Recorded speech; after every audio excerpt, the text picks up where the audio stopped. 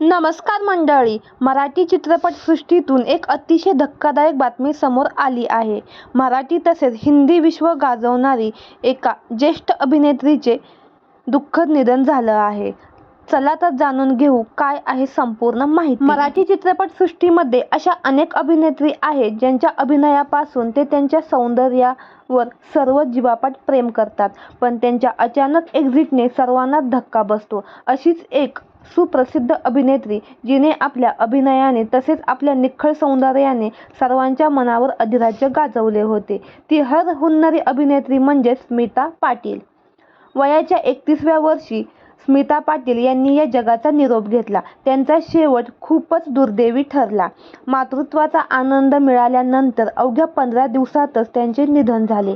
त्यांच्या अशा अचानक जाण्याने संपूर्ण चित्रपटसृष्टी हादरली. स्मिता पाटील यांचा मुलगा प्रतीक बब्बर याला जन्म दिल्यानंतर 15 दिवसातच त्यांचे निधन झाले. त्यांना जोराचा रक्तस्राव सुरू झाला, तसेच उलट्या देखील सुरू झाल्या. त्यांची प्रकृती एवढी गंभीर झाली की त्या कोमात देखील गेल्या होत्या. यातच त्यांचे दुःखद निधन झालं आणि आपल्यातून हरहुन्नरी अभिनेत्री पडद्याआड गेली.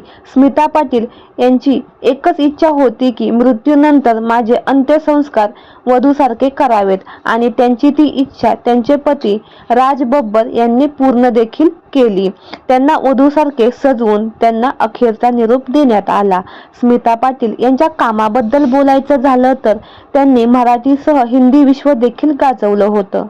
अभिनेत्री स्मिता पाटील या राज बब्बर यांच्या दुसऱ्या पत्नी होत्या, तर राज बब्बर यांच्या पहिल्या पत्नीचे नाव नदिरा बब्बर असं होतं.